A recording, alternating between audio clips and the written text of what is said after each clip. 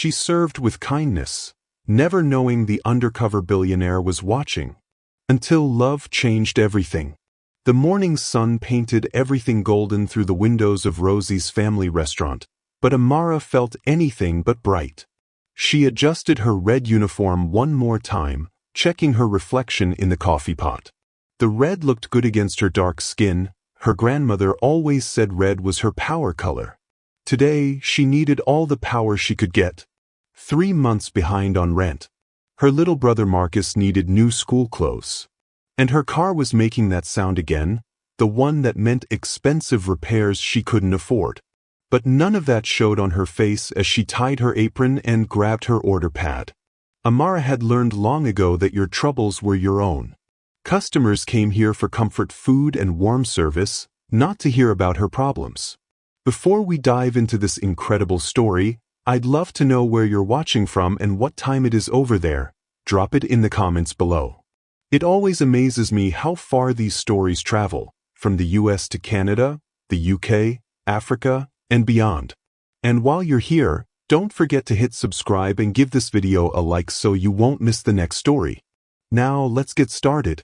"Morning, sunshine," called out Rosa, the owner, from behind the register.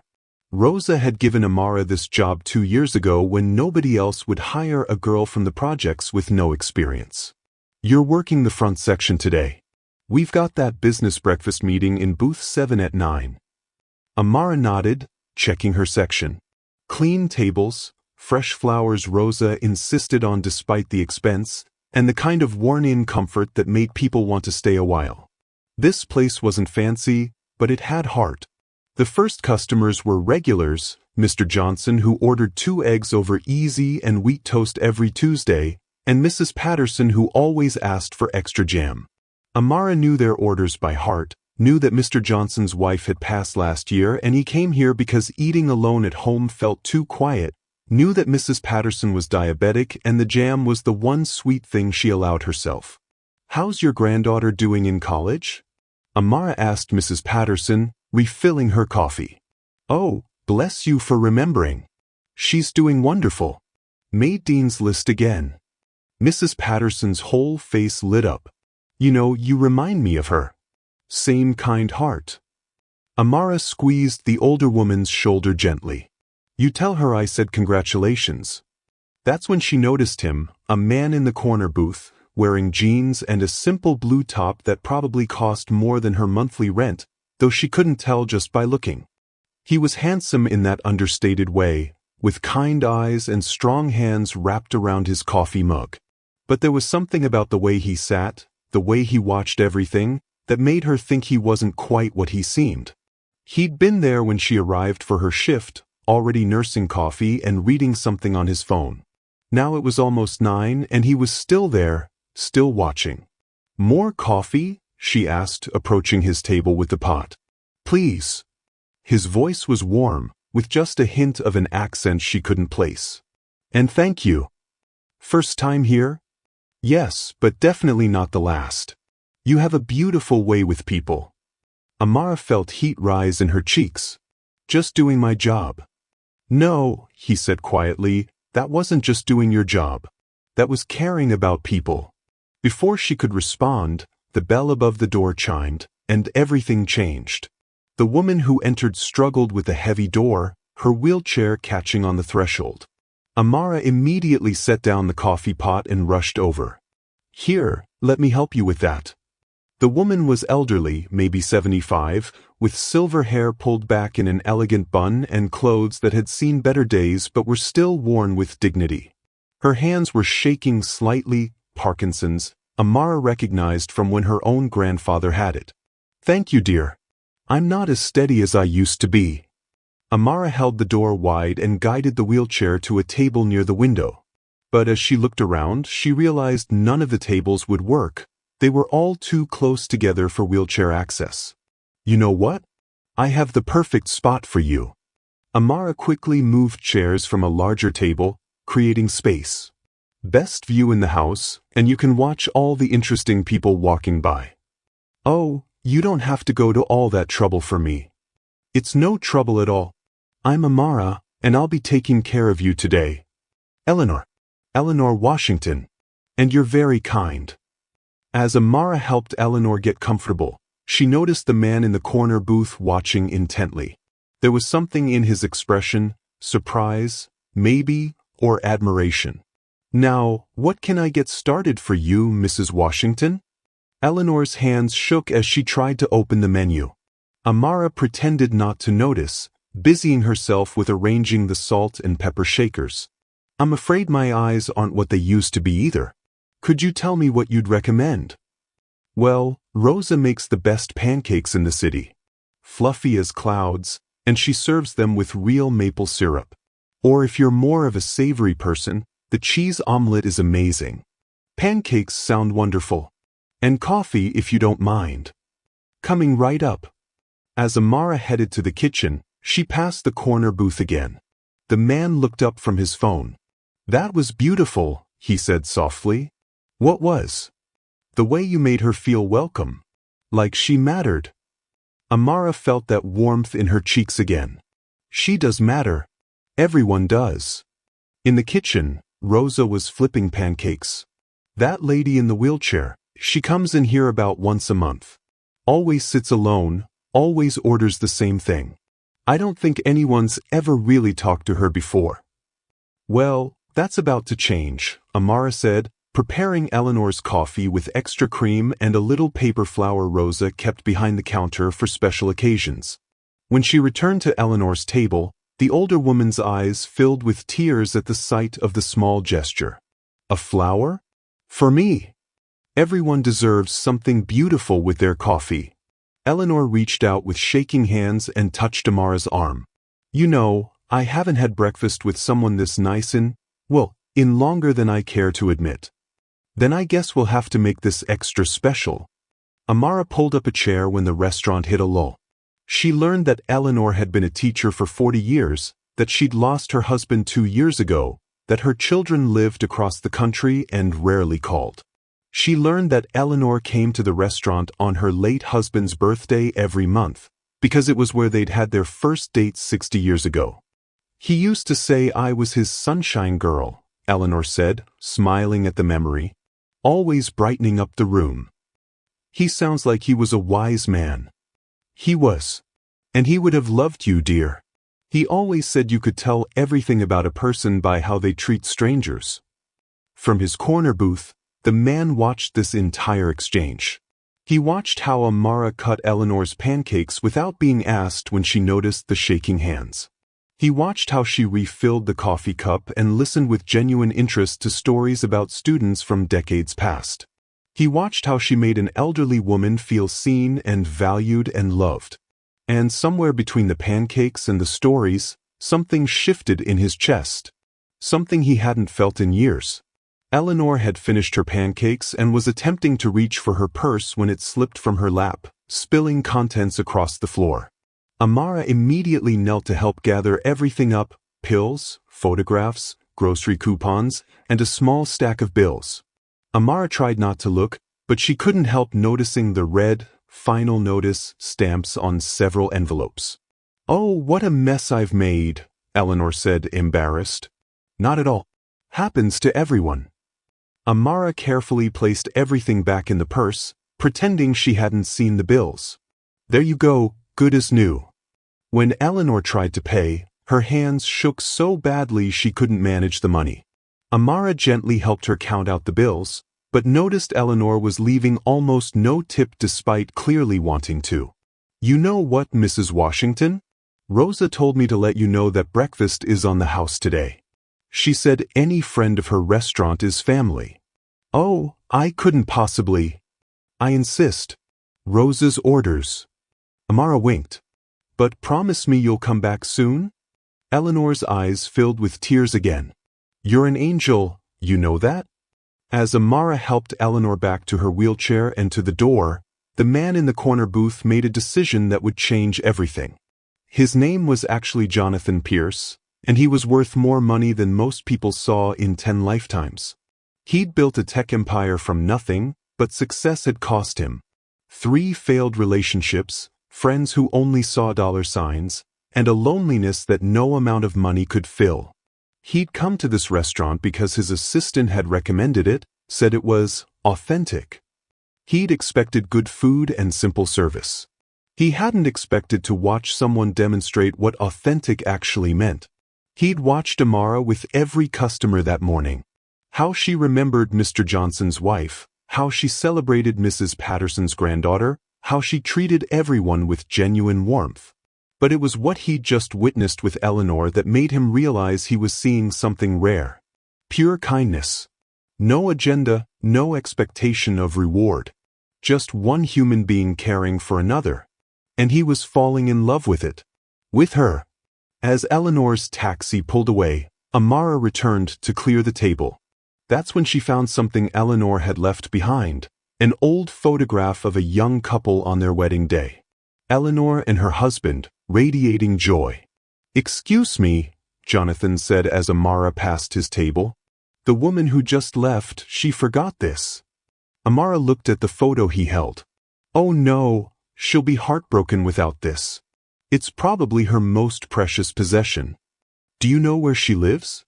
Could you return it?" Amara hesitated. "I don't actually know.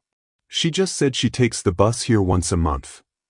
Jonathan saw her genuine distress at not being able to help, and something inside him made a choice he'd never made before. "What if I helped you find her? I have resources for that kind of thing." "You do that? For someone you don't even know?" "I'd do it because you care about someone you barely know. That says everything about who you are." Amara studied his face, seeing something in his eyes that made her pulse quicken. "I don't even know your name." "Jonathan." He stood and extended his hand. "And I'd very much like to help you make sure Eleanor gets her photo back." When their hands touched, Amara felt electricity shoot up her arm. Jonathan felt it too, that spark of connection he'd been searching for his entire adult life. "I get off work at 4, she heard herself saying. "I'll be here." Neither of them knew that this simple act of kindness toward an elderly woman would become the foundation of a love story that would change both their lives forever. At 4:15, Amara walked out of Rosie's wearing her regular clothes, jeans, and a yellow sweater that made her skin glow, carrying Eleanor's photograph carefully in an envelope. Jonathan was waiting by a car she didn't recognize, something foreign and expensive but not flashy. "I still can't believe you're willing to do this," she said as he opened the passenger door for her. "Honestly, I can't believe it either. I don't usually—" He paused, searching for words. "I don't usually get involved in situations like this." "What kind of situations do you usually get involved in?" Jonathan pulled into traffic, considering how to answer without revealing too much. "Business mostly. Everything in my life tends to be about business." "That sounds lonely." "It is." The admission surprised him. He'd never said that out loud before. They drove through the city, following the bus route Eleanor would have taken. Jonathan had called a private investigator, something that would have seemed excessive to most people but was routine for him. The investigator had already tracked down 3 elderly Eleanor Washingtons in the area. "Tell me about yourself," Jonathan said as they drove. "Have you always worked at the restaurant?" 2 years now. Before that, I was trying to figure out what I wanted to do with my life." Amara looked out the window. "I went to community college for a while, studying business. But then my mom got sick and my little brother well, life happened." "What kind of business were you studying?" "Nonprofit management. I wanted to run programs for kids in my neighborhood. Give them opportunities one didn't have growing up." Jonathan glanced at her, seeing new depth. "What stopped you?" "Money. Always comes down to money, doesn't it?" She laughed, but there was sadness in it. "Turns out you need money to help people, which seems backward to me. It doesn't have to be that way. Easy to say when you have it." Jonathan wanted to tell her right then that money didn't solve everything, that he'd trade his fortune for what he'd watched her give to Eleanor that morning. But he stayed quiet. The first Eleanor Washington was the wrong one, 93 and living with her daughter. The second lived in assisted living and used a walker, not a wheelchair. But the third address led them to a small apartment building in a neighborhood that had seen better days. "This feels right," Amara said, looking at the building. She mentioned taking the bus, and there's a stop right there. They climbed to the third floor and knocked on apartment 3B. When the door opened, there was Eleanor, still in the same clothes from that morning. "Oh, Amara, dear, what are you doing here? You left this at the restaurant." Amara held out the photograph. "I thought you might want it back." Eleanor's hands flew to her chest. "My wedding photo. I didn't even realize. Oh, how did you find me?" "Jonathan helped." Amara gestured to him. "He was at the restaurant this morning too." Eleanor invited them in for tea, and Amara couldn't help but notice how sparse the apartment was. Clean and tidy, but clearly someone living on very little. The furniture was old but well-maintained, and there were photographs everywhere, a lifetime of memories covering every surface. "This is from my teaching days," Eleanor said, showing them a picture of her with a classroom full of children. 40 years of teaching second grade. These little ones were my world. As Eleanor told stories, Jonathan watched Amara's face. She listened with complete attention, asked questions, remembered details. She cared, genuinely and deeply, about this woman she'd met only hours ago. "I should probably head home," Amara finally said as the sun began to set. "My brother will be wondering where I am." "Of course, dear. Thank you so much for bringing my photo back. And thank you, Jonathan, for helping her find me." As they walked back to the car, Jonathan made another decision that surprised him. "Would you like to have dinner? I know a place that's quiet where we could talk." Amara hesitated. "I should get home to Marcus. He's only 14 and he worries when I'm late." "Another time then?" "I'd like that." She smiled, and Jonathan felt that electricity again. As he drove her back to the restaurant to get her car, Amara studied his profile. "Can I ask you something?" "Anything." "Why did you really help me today? You don't know me, you don't know Eleanor. Most people would have just minded their own business." Jonathan pulled into the parking lot and turned to face her. "Honestly, I've been asking myself the same question. I think I wanted to understand what it feels like to do something purely good, without any agenda or expectation of return. And how does it feel? Like something I want to do more of." He paused. "Preferably with you." Amara felt her heart skip. "Jonathan, I should tell you something. I don't date guys with money. I've seen what that does to people like me. It never ends well." "What if I told you money doesn't matter to me?" "Then I'd say you've never been without it." Jonathan wanted to argue, but she was right. He'd never known real financial fear, never had to choose between rent and groceries, never had to sacrifice dreams for survival. "Maybe you could teach me," he said quietly. "Teach you what?" "How to see the world the way you do. How to care about people the way you cared about Eleanor today." Amara looked into his eyes and saw something that surprised her: vulnerability. This man who carried himself with such confidence was asking her to teach him about kindness. "I'm working tomorrow afternoon," she said finally. "Same shift. Would it be weird if I came by for coffee?" "It would be weird if you didn't." As Amara drove home that night, she couldn't stop thinking about Jonathan's eyes, about the way he'd helped a stranger just because she asked, about the gentle way he'd opened doors and listened to Eleanor's stories. She had no idea she'd just met one of the richest men in America. And Jonathan had no idea he'd just fallen in love with someone who would change everything he thought he knew about what actually mattered in life.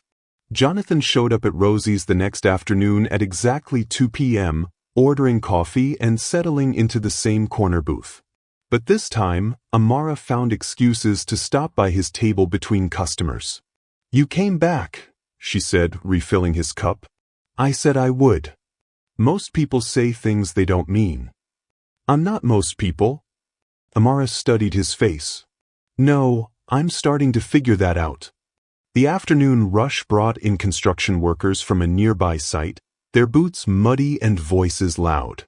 Amara moved between them with easy familiarity, joking with the regulars, remembering who liked extra hot sauce and who needed their coffee black and strong. Jonathan watched her work, seeing how naturally she connected with people from all walks of life. When one of the workers made a comment about her appearance that crossed a line, she handled it with firm grace, shutting him down without escalating the situation. "Everything okay?" Jonathan asked when she passed his table. "Just part of the job. Some people forget their manners when they're in groups. You shouldn't have to deal with that. It's fine. I can handle myself." But she smiled at his concern. "Thanks for caring, though." During her break, Amara surprised herself by sliding into the booth across from Jonathan instead of going to the back room like usual. "So what do you do?" she asked. "For work, I mean." Jonathan had prepared for this question, knowing it would come eventually. "I'm in technology. Software development, mostly." It wasn't a lie, exactly. He had started as a developer before building his empire. "That's cool. Making good money at it?" "I do okay." Another careful truth. "What about you? Do you miss school?" "Every day. I loved learning about how organizations work, how you can structure things to really help people instead of just moving money around." Amara's eyes lit up when she talked about it. "I had this professor who said business should be about building communities, not just profit margins." "Smart professor." "Yeah, well, smart doesn't pay the bills." Amara glanced at the clock. "Speaking of which, break's over." As she stood to leave, Jonathan caught her hand gently. "Amara, would you let me take you to dinner tomorrow? Somewhere nice." "I told you I don't." "Not because of money. Because I'd like to spend time with you away from here. Get to know you better." Amara felt that electricity again at his touch. "Where did you have in mind?" "There's a place downtown. Italian. It's quiet, good food, nothing too fancy. I don't have clothes for downtown restaurants." "You'd look beautiful in anything." The sincerity in his voice made her cheeks warm. "But if it makes you more comfortable, we could do something else. A movie or—" "No, dinner sounds nice. But I pay for myself." Jonathan wanted to argue but saw the independence in her eyes. "If that's what you prefer." "It is. Pick me up at 7? That evening, Jonathan did something he'd never done before. He called his assistant and asked her to research restaurants that were nice but not intimidating, places where someone on a waitress's salary would feel comfortable. Meanwhile, Amara went through her closet 3 times, finally settling on a simple black dress she'd bought for her high school graduation. It was 4 years old but still looked good, and she paired it with her grandmother's pearl earrings. "Where you going all dressed up?" Marcus asked from the doorway of her room. At 14, he was already taller than her, with their father's build and their mother's eyes. "Just dinner with a friend." "A friend or a friend?" Marcus grinned. "Because you're doing that thing with your hair you only do when you like someone. You're too smart for your own good. Learn from the best." This friend got a name. Jonathan. And before you ask, yes, he's nice. No, I don't know where it's going. And yes, you still have to do your homework. Marcus flopped on her bed. "You know I worry about you, right? You take care of everyone else, but who takes care of you?" Amara sat beside her brother, struck by how grown-up he sounded. "I take care of me." "When?" "Between your 3 jobs and checking on Mrs. Rodriguez upstairs and helping me with school stuff?" Marcus took her hand.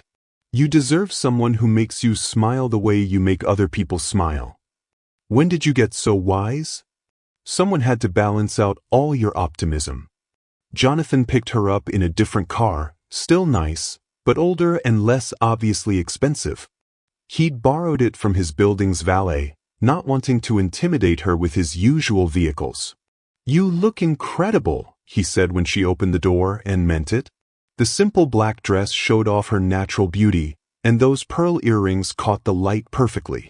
"Thank you. You clean up pretty well yourself." The restaurant he'd chosen was perfect, elegant enough to feel special, casual enough that Amara didn't feel out of place. They talked over pasta and wine, and Jonathan found himself telling her things he'd never shared with anyone.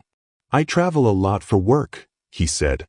"But I've never really seen any of the places I've been. It's all airports and conference rooms and hotel bars." "That sounds lonely." "It is. But I'm starting to think I've been lonely by choice. It's easier than risking getting hurt." "What changed?" Jonathan looked across the table at her, wondering how to explain that watching her with Eleanor had shown him what he'd been missing his whole life. "I met someone who showed me there was another way to live." Amara felt her heart skip. "Oh, what's she like?" "Smart. Works harder than anyone I know. Sees the best in people even when they don't see it in themselves." He reached across the table and touched her hand. "Beautiful inside and out." "Jonathan." Amara felt herself falling despite every warning voice in her head. "I know you have rules about dating guys with money. But what if I told you that meeting you has made me want to be better? To do something meaningful with what I have?" "I'd say that's a lovely thought, but people don't really change." "Maybe not. But maybe they just need the right reason to want to." After dinner, they walked through downtown, talking about everything and nothing. Jonathan showed her buildings and told her their histories, while Amara pointed out details he'd never noticed: the way light fell through windows, the small acts of kindness between strangers on the street. "You see magic everywhere," he said as they watched an elderly man help a young mother carry her stroller up subway steps. "It's not magic. It's just people being human. But yeah, I guess I do look for the good stuff. Even when life's been hard on you? Especially then. My mom used to say that when the world gets dark, you have two choices: become a light or become part of the darkness. I choose light." Jonathan stopped walking and turned to face her. "Amara, I need to tell you something." "Okay." Her heart started racing at his serious tone. "I'm falling in love with you." The words hung in the air between them. Amara felt her breath catch. "Jonathan, we barely know each other." "I know. It's crazy. But I've never felt anything like this before." He cupped her face gently. "I look at you and I see everything I want to be. Everything I want my life to mean." When he kissed her, soft and sweet under the streetlights, Amara felt something she'd protected herself against for years. Real, dangerous, beautiful hope. "I'm scared," she whispered against his lips. "Of what?" "Of wanting this too much. Of forgetting to be careful. Maybe being careful is overrated." As he drove her home, Amara couldn't shake the feeling that there was more to Jonathan than he was telling her. The way he carried himself, the unconscious confidence, the expensive watch he thought she hadn't noticed, it all suggested someone used to a very different life than the one he was showing her. But when he walked her to her door and kissed her goodnight with such tender care, all her doubts melted away.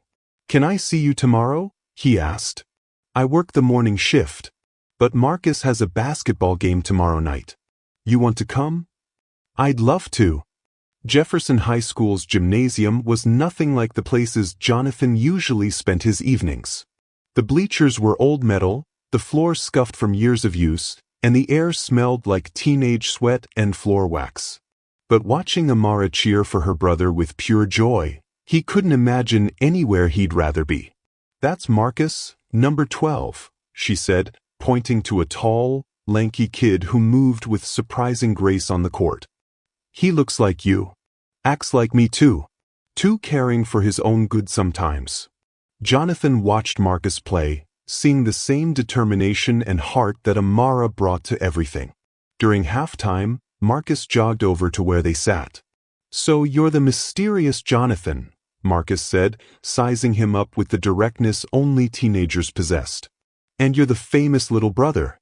Your sister talks about you constantly. Good things, I hope." "Always good things." Marcus studied Jonathan's face. "You make her happy?" "I'm trying to." "But, because if you hurt her, I know where you live." "Marcus." Amara swatted at him, embarrassed. "What? I'm just being protective." After the game, which Marcus's team won by 3 points, They went for pizza at a place near the school. Jonathan watched the siblings interact, seeing the deep bond between them, the way Marcus looked up to his sister even as he teased her. "Tell me about growing up here," Jonathan said as they shared a large pizza with everything. "Not much to tell," Amara said. "Mom worked 2 jobs. Dad left when Marcus was 5. We made it work. Amara basically raised me," Marcus added. "When Mom got sick, she dropped out of school for a semester to take care of everyone." "You dropped out of school?" Jonathan looked at her with new understanding. "Just temporarily. I went back and graduated. It just took a little longer than planned." "She was valedictorian," Marcus said proudly. "Full scholarship to state too. But then Mom's treatments got expensive." "Marcus, he doesn't need to hear all this."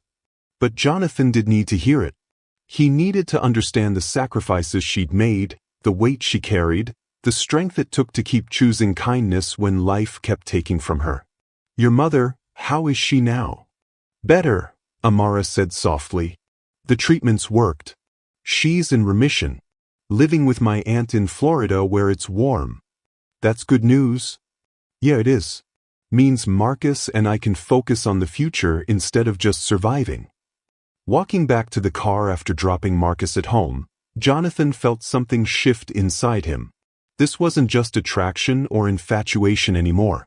This was seeing someone's whole life, understanding the context that made them who they were, and falling deeper because of it. "Thank you for tonight," he said. "For what?" "Pizza and high school basketball.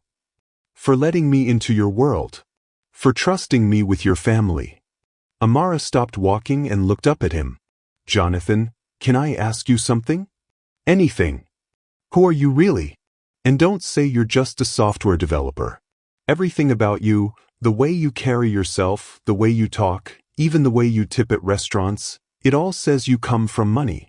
Real money." Jonathan's heart started racing. This was the moment he'd been dreading and anticipating in equal measure. "You're right. I haven't been completely honest with you." "How not honest?" "I do work in technology. But I don't work for a tech company. I own one. Several, actually." Amara felt her stomach drop. "What kind of several?" "The kind that means money isn't something I worry about anymore." "How much money, Jonathan?" He took a deep breath. "Enough that it changes how people see me. Enough that it's ruined every relationship I've ever tried to have. Enough that I was afraid if you knew, you'd never give me a chance." Amara stepped back, processed. "Are you famous rich or just rich? Probably somewhere in between." "Show me." "What?" "Your phone. Look yourself up. Show me who you really are." With shaking hands, Jonathan pulled up a recent Forbes article about his company's latest acquisition. The headline read, "Tech mogul Jonathan Pierce expands empire with $2.3 billion purchase." Amara stared at the screen, then at him, then back at the screen. "Billion? With a B." "Amara, please let me explain." "You're Jonathan Pierce." "The Jonathan Pierce."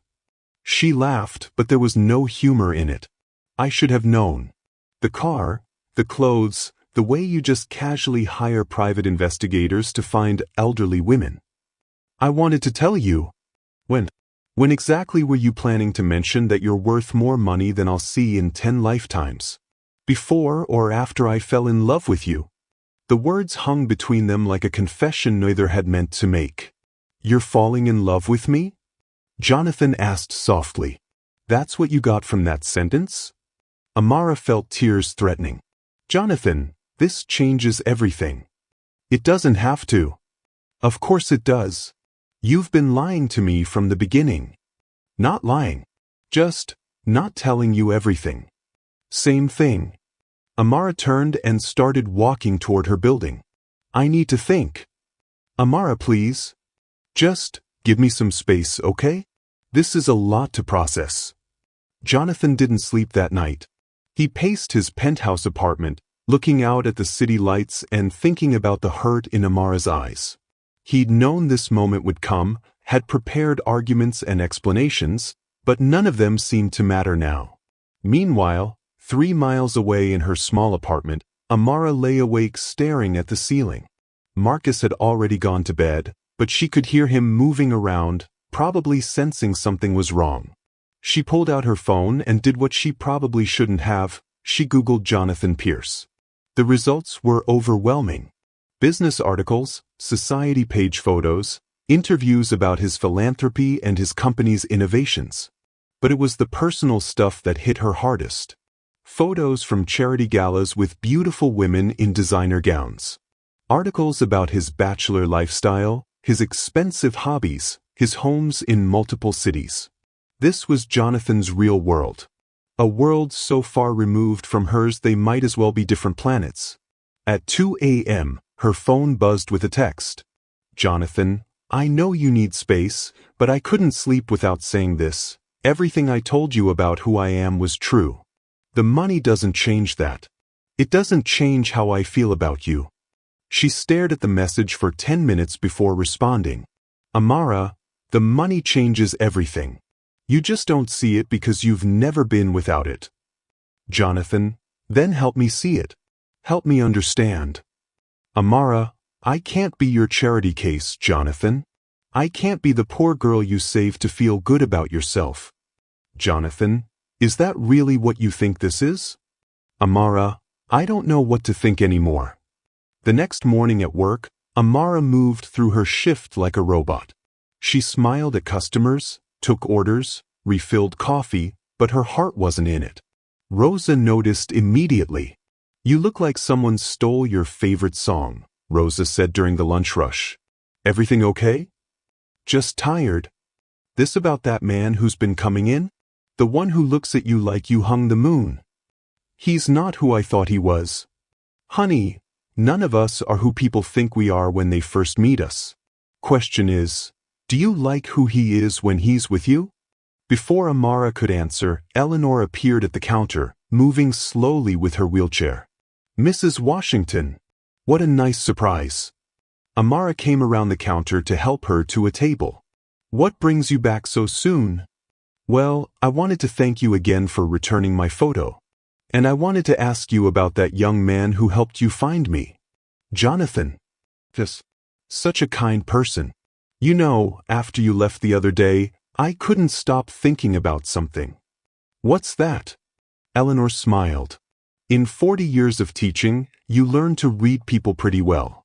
And that young man, he was looking at you the way my Henry used to look at me. Mrs. Washington. Like you were the most precious thing in his world. Like he couldn't quite believe you were real. Eleanor reached out and patted Amara's hand. That's not a look you see very often, dear. And it's not something you should let go of lightly. It's complicated. Love always is. But you know what I learned in 60 years of marriage? The complications don't matter as much as how someone treats you when you're just being yourself. As Eleanor settled in with her usual pancakes, Amara thought about Jonathan's kindness to a stranger, his patience with her brother, the way he'd listen to her dreams without judgment. Was she letting fear make her throw away something real? Her phone buzzed. Another text from Jonathan. Jonathan, I'm at the coffee shop across the street. Not to pressure you, just hoping to see you smile again, even from a distance. If you want me to leave, just say the word. Amara looked out the window and saw him sitting at a small table, reading a book and drinking coffee. He wasn't watching the restaurant, wasn't trying to catch her attention. He was just there. Available if she wanted him, respectful if she didn't. During her break, she surprised herself by walking across the street. Hi, she said, standing beside his table. Hi. He looked up with such hope in his eyes it made her chest tight. How are you? Confused. Maybe a little angry. All valid feelings. Are they? Because part of me thinks I'm being ridiculous. You're still the same person who helped me find Eleanor, who came to Marcus's game, who made me feel like I mattered. I am still that person. But you're also someone who could buy this entire neighborhood without thinking about it. Someone who has more money than my family will see in generations. Jonathan closed his book and gave her his full attention. What if I told you I'd give it all up? Tomorrow. All of it. I'd tell you that's a beautiful gesture, but it's not realistic. And it's not what I want. Then what do you want?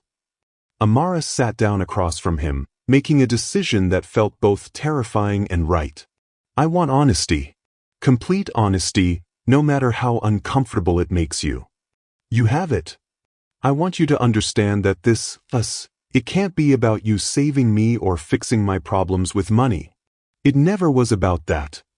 And I want you to know that I can't be part of your other world.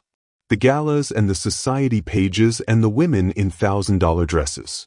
That's not who I am. I don't want you to be someone else. I want you to be exactly who you are.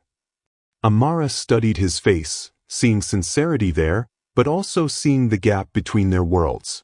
I need to know something, she said finally. Anything. Why me? With all the money and options you have, why someone like me? Jonathan leaned forward, his eyes intense. Because when I'm with you, I remember who I wanted to be before the money and the business consumed everything. Because you see people, really see them, in a way I'd forgotten was possible. Because you make me want to be worthy of the way you look at me. And what way is that? Like I'm just a man. Not a bank account or a business opportunity or a status symbol. Just Jonathan. Amara felt her carefully constructed walls starting to crumble. This is terrifying. I know. For me too. If we do this, if we try this, it has to be real. Not some fantasy where you play at being normal and I play at being someone I'm not. Real is all I want. Amara took a deep breath, feeling like she was jumping off a cliff. Then let's try real. But slowly. And honestly. Jonathan's smile was like sunrise. However you want to do this. But, because I have conditions. Name them. First, no expensive gifts. I mean it. Nothing that costs more than I could afford to buy you back. Done. Second, you meet my world on my terms. You want to understand how I live? You come to my neighborhood, eat at the places I eat, see the life I've built. I'd love that. And third, Amara hesitated, then plunged ahead. You tell me about your world too. The real parts, not just the glamorous stuff. I want to understand what made you who you are. Jonathan reached across the table and took her hand. I can do that. Okay then. Amara felt a smile tugging at her lips.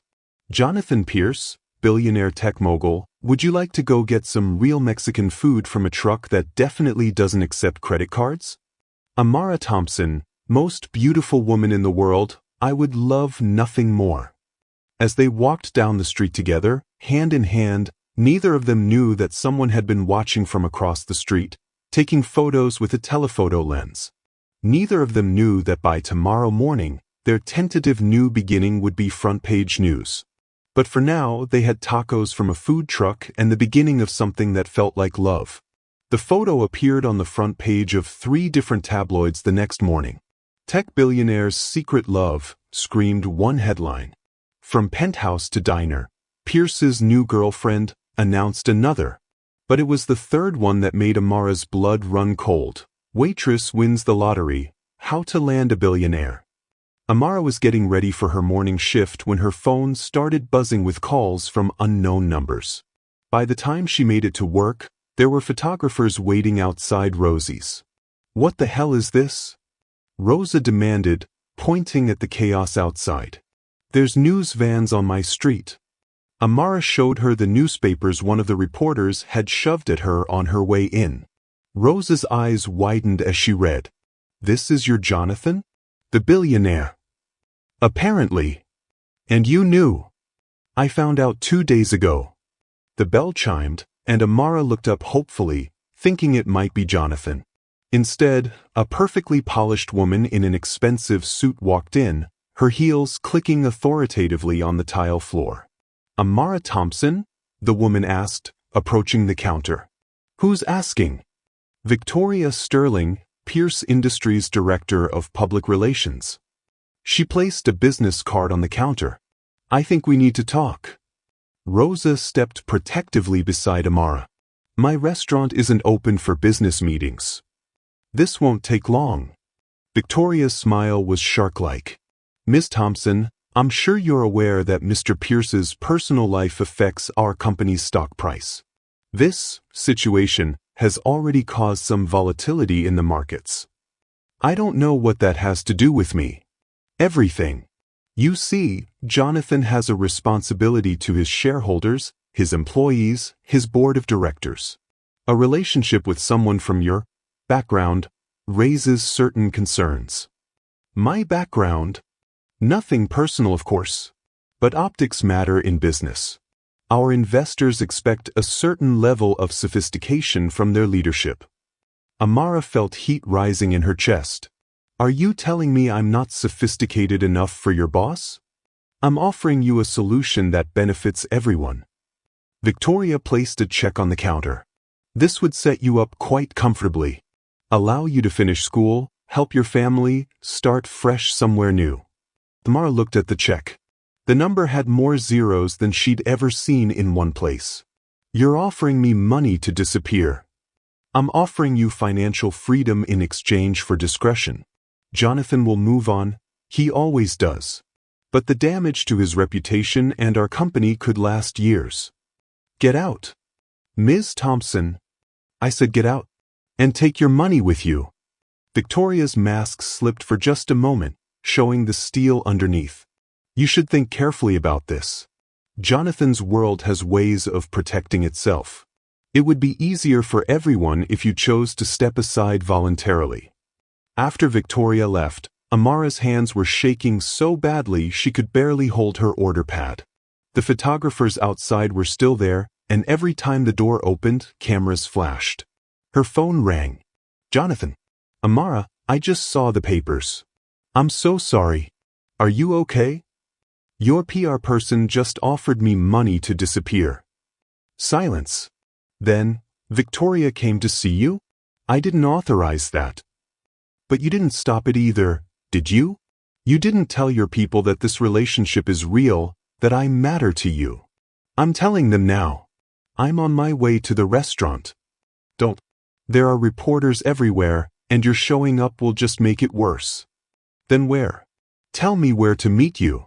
Amara looked around the restaurant, her safe space, now invaded by his world. I need some time to think. Amara, please don't let them do this to us. They're not doing anything to us. We're doing it to ourselves by pretending we could make this work. She hung up before he could respond. By evening, the story had grown legs. Social media was full of speculation about Amara's motives, dissecting her background, her family, even her appearance. The comments ranged from supportive to vicious, but all of them treated her like a character in someone else's story rather than a real person. Marcus found her sitting on their apartment building's roof, staring out at the city lights. The guys at school were showing me stuff online today, he said, settling beside her. Pretty brutal. I'm sorry you had to see that. Are you kidding? I'm proud of you. For what? Getting us dragged through the media? For not taking their money. Marcus bumped her shoulder. That lady came back after you left for work. Up the offer. Rosa told me about it. She came back. Rosa threw her out. Used some Spanish words I'm definitely not supposed to repeat. Marcus grinned. But seriously, sis, you could have taken that money and solved all our problems. With strings attached that would have created bigger problems. Because you love him. It wasn't a question. Marcus had always been able to read her better than anyone. I don't know if love is enough, Amara said quietly. Look what being with me is doing to him. His stock price is down, his company is dealing with negative publicity, and his own people are working against our relationship. So let him choose. Let him decide what matters more. What if he chooses the business?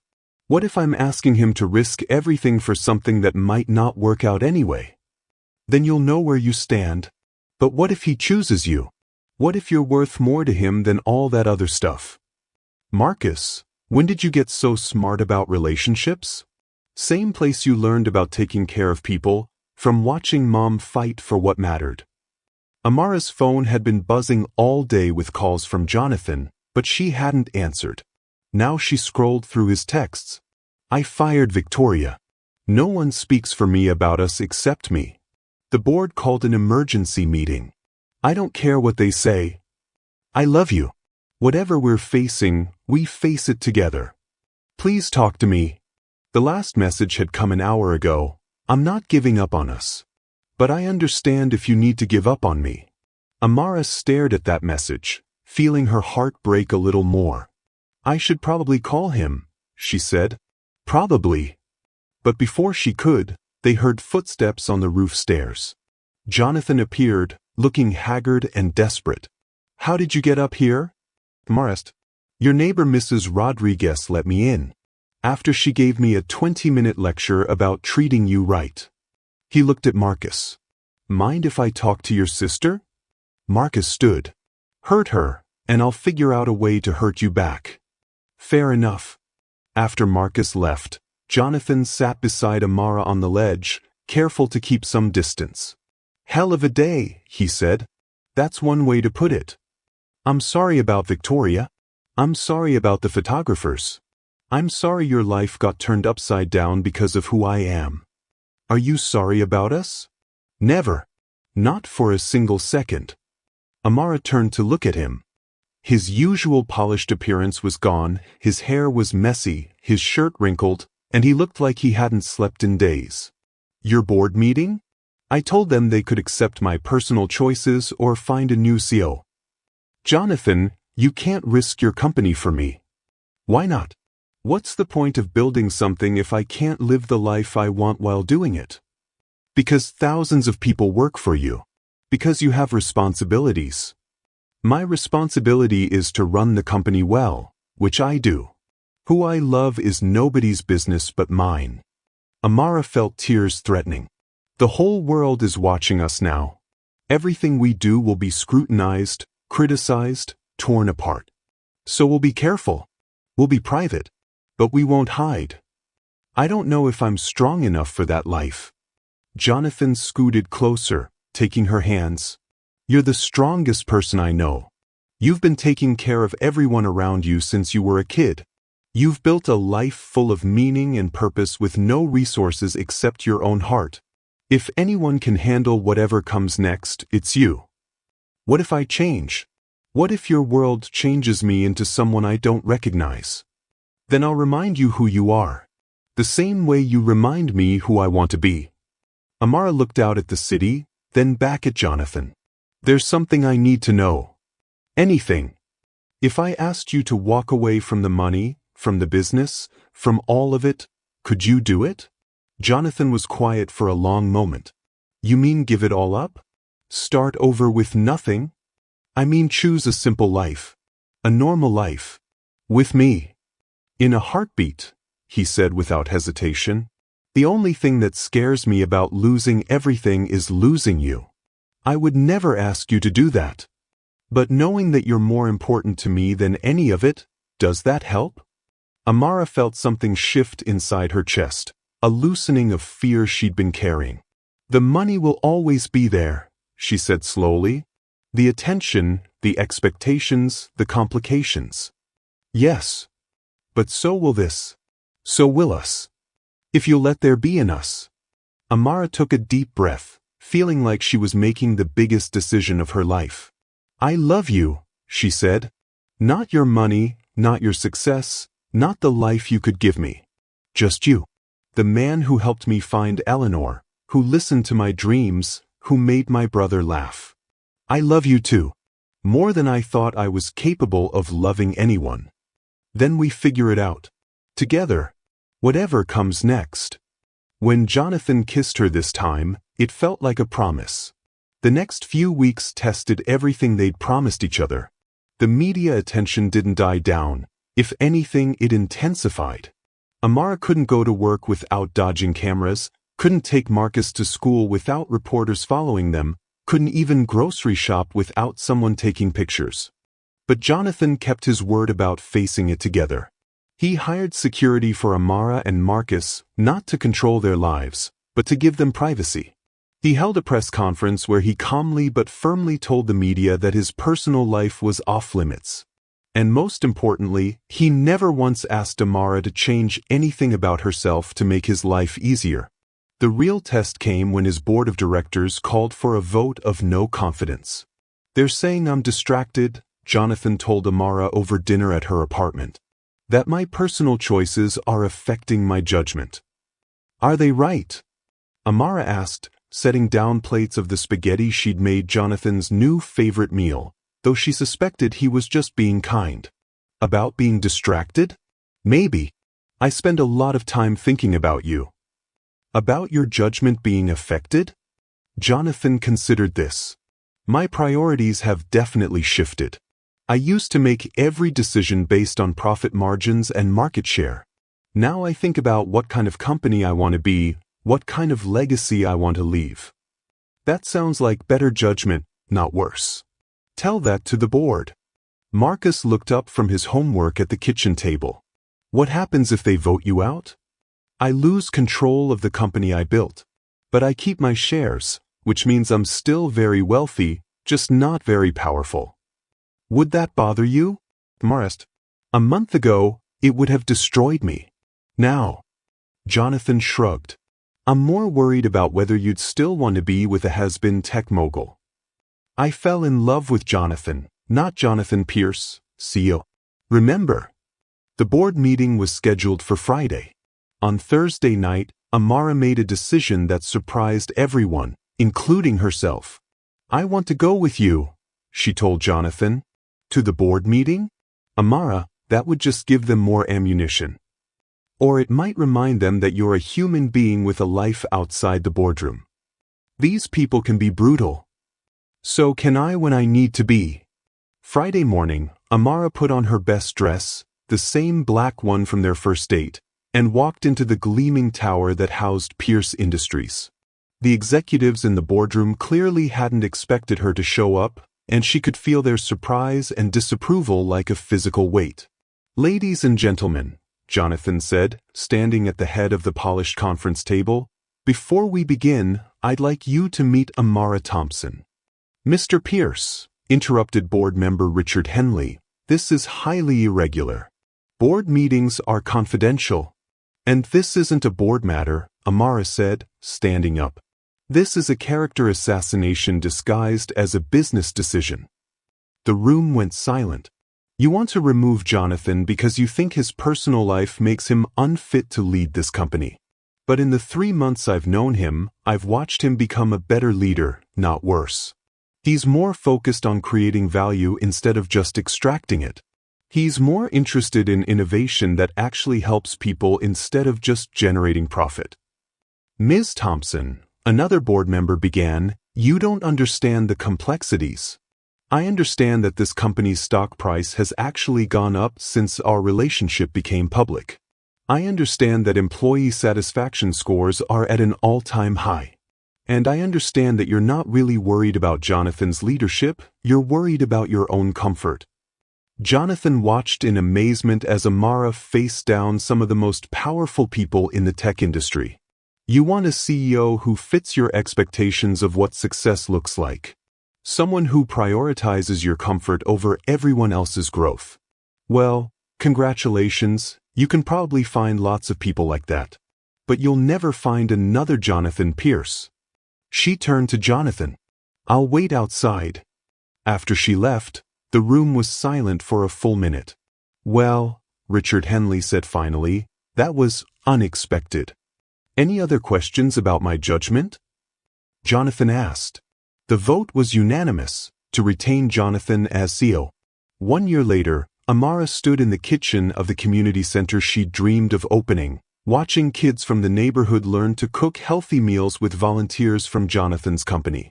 The center offered tutoring, job training, financial literacy classes, and a safe space for kids after school. It had been Jonathan's idea to fund it, but Amara's vision that brought it to life. "You know what I love most about this place?" Jonathan said, wrapping his arms around her from behind as she watched a 10-year-old successfully flip a pancake for the first time. "What?" "It's completely, perfectly you. No compromise, No scaling back your dreams to fit someone else's expectations. Amara leaned back against his chest. Speaking of expectations, how was lunch with your parents? Jonathan's parents had flown in from Connecticut to finally meet the woman who'd stolen their son's heart, as his mother put it. The lunch had been politely tense, full of careful questions about Amara's background and future plans. They're warming up to you. Mom asked if you'd teach her how to make that cornbread you brought last time. Really? Really? And Dad wants Marcus to intern at the company next summer. Marcus would love that. What about you? Would you love having your boyfriend's parents actually approve of you? Amara turned in his arms. I'd love having them see what I see in their son. Which is a man who chose love over comfort, who chose growth over safety, who chose us over everything else. Jonathan kissed her forehead. Speaking of choosing you, oh no, you have that look. What look? The look you get when you're about to do something that will either be incredibly romantic or completely terrifying. Jonathan laughed, pulling back to look at her. Maybe both. That's when Amara noticed the kids had gathered around them, grinning like they knew something she didn't. Even Marcus was there, holding a bouquet of flowers. What's going on? She asked. Jonathan dropped to one knee right there in the middle of the community center kitchen, pulling out a ring that was beautiful but not ostentatious, perfect for someone who valued meaning over flash. Amara Thompson, you taught me that kindness is the most powerful force in the world. You showed me that love isn't about what you can give someone, but about who you become when you're with them. You made me want to be worthy of the way you see me. Amara felt tears streaming down her face as the kids cheered around them. You built this incredible life full of people who love you, and somehow you made room for me in it. Now I want to build the rest of our lives together. Will you marry me? Yes, she whispered, then louder, yes. As Jonathan slipped the ring onto her finger and the kids erupted in celebration, Amara thought about that morning a year ago when she'd served coffee to a man who seemed lost and alone. She'd had no idea that one simple act of kindness would lead to this, not just love, but a partnership that made both of them better people. I love you, she said against his lips as he kissed her. I love you too. More than I thought possible. Later, as they walked home through the neighborhood where Amara had grown up, past the diner where they'd first really talked, Jonathan squeezed her hand. Any regrets? He asked. About what? About getting involved with a complicated billionaire instead of falling for someone simple. Amara stopped walking and turned to face him, seeing the man who'd learned to find magic in everyday moments, who discovered that the best investment he could make was in other people's happiness. Jonathan Pierce, you are many things, but simple was never an option. Besides, she smiled, I didn't fall in love with your bank account. I fell in love with your heart. And that's turned out to be the most valuable thing you had to offer. That and pretty good health insurance. That, too.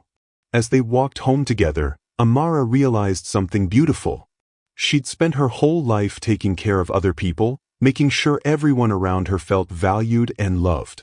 Now she had someone who took care of her the same way, not by solving all her problems or taking away her independence, but by loving her exactly as she was and choosing her every single day. Sometimes the best love stories aren't about finding someone who completes you, but about finding someone who inspires you to become the fullest version of yourself. And sometimes, just sometimes, serving kindness to a stranger can change everything. 6 months later, they were married in the garden behind the community center, surrounded by everyone who mattered, Marcus serving as the best man, Eleanor in the front row crying happy tears, Rosa catering the reception, and hundreds of people whose lives had been touched by their story. The local paper ran a simple headline, Love Wins. It was the truest thing anyone had written about them yet. But the real victory wasn't in the headlines or the happy ending. It was in the choice they made every day to see the best in each other, to build something meaningful together, and to remember that at the end of the day, kindness is always worth it. Because sometimes the person you serve with kindness serves you right back with love. And that's the most beautiful transaction of all. Thank you for watching this story to the end. If you enjoyed this story, you will surely love the next one. It's as crazier and more intriguing as you can ever imagine. So do check it out. Click on the image showing on your screen right now to watch the next one.